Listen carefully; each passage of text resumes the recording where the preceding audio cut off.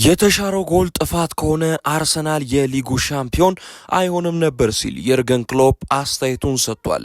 ትናንትና ምሽት እንደሚታወቀው የጀርመን ብሔራዊ ቡድን በፍጹም ቅጣት ምት በመለያ ምት በስተመጨረሻም በፓራጓይ ብሔራዊ ቡድን ተሸንፎ ከዓለም ዋንጫ መድረክ ውጪ መሆኑ ይታወሳል። ታዲያ ይህንንም ተከትሎ በጨዋታው መጠናቀቂያ ደቂቃ ላይ ጆናታን ታህ በግንባር ኳስ ገጭቶ እንግዲህ ጎል አስቆጥሮ እንደነበር ይታወሳል። ነገር ግን ጎሏ ተሽራ እንደነበረም ይታወቃል። ነገር ግን ከጨዋታው መጠናቀቂያ በኋላ የቀድሞ የሊቨርፑል አሰልጣኝ የርገን ክሎፕ ናቸው እንዲህ ሲሉ አስተያየታቸውን ሰጥተው የነበሩት። ጨዋታን ለማሸነፍ 500,000 መንገዶች ነበሩም ሲሉ አስተያየቱን ሰጥቷል። የርገን ክሎፕ ከጨዋታው መጠናቀቅ በኋላ በርካታ የጀርመን የሚዲያ አውታሮችም የፓራጓዩን ሽንፈት ሲተቹት ቆይተዋል። ታዲያ ጀርመን ከ2014 በኋላ አሁንም በአስከፊ ጉዞ ላይ ትገኛለች። ከ2014 በኋላ በየትኛውም ጨዋታ ክሊንሺት ጠብቃ ወጥታ አታውቅም።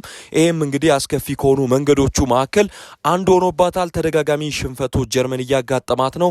ከጥሎ ማለፍም ወድቃለች። ትላንትናም ምርጥ 16ቱን ሳትከላከል የቀረችበት ውጤት በበርካቶች ዘንድ አስገራሚ እንግዲህ ሁነት ሆኖ ተመዝግቧል። ፓራጓይ ብሔራዊ ቡድን በአስገራሚ መንገድ በነገራችን ላይ ካለፈች በኋላ በዛሬው ዕለት የሀገሪቱ ጠቅላይ ሚኒስትር እንዲሁም ፕሬዚደንት በአጠቃላይ የወሰኑት አንድ ውሳኔ አለ። በበዓል የዛሬውን ቀን ያሳልፉታል።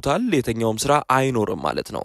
ይህም የበርካቶችን ትኩረት ወስዷል። ቀያይ ሰይጣኖቹ ማንቸስተር ዩናይትዶች በክረምቱ የዝውውር መስኮት ስሙ ከተለያዩ ቡድኖች ጋር እየተያዘ የሚገኘውን ማርከስ ራሽፎርድን በቲያትር ኦፍ ድሪምስ ለማቆየት ከተጫዋቹ ጋር ውይይት እንዳደረጉ እየተነገረ ይገኛል።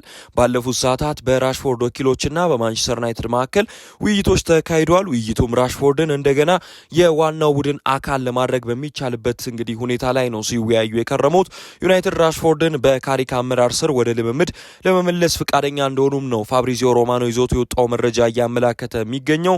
ከዚያም በበጋ የዝውውር ጊዜ ስለወደፊቱ ውሳኔ ምናልባትም እንደሚወስኑ ይጠበቃል ማለት ነው። ወይ በቡድኑ ይቆያል ወይ ደግሞ በሌላ ቡድን ውስጥ የሚጫወትበትን እድል ይፈጥራሉ። ማንቸስተር ዩናይትዶች እስከ 40 ሚሊዮን ፓውንድ ድረስ ከተጫዋቹ ዝውውር እንደሚፈልጉ መረጃዎች ይጠቁማሉ። ተጫዋቹ ግን ዳግም ወደ ነበረበት ወደ ባርሴሎና የመሄድ ፍላጎት አለው። እስከ 2028 ድረስ በማንቸስተር ዩናይትድ ቤት የሚያቆይ ኮንትራት ያለው ማርከስ ራሽፎርድ ላለፉት ሳምንታት በተለያዩ ቡድኖች እየተፈለገ ይገኛል።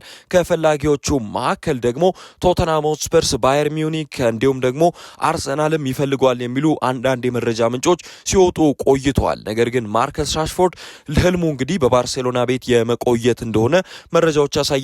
ባርሴሎናዎች ዳግም የውሰቱል ተጫዋቹን እንግዲህ በባርሴሎና ቤት እንዲቆይ የሚያደርጉበትን አጋጣሚ ለመፍጠር ከማንቸስተር ዩናይትድ ጋር ውይይት ቢያደርጉም ዩናይትዶች ግን ቀጥታ በክፍያ ካልሆነ በስተቀር ዳግም የውሰቱል ፍቃድ እንደማያደርጉ መረጃዎች ያሳያሉ።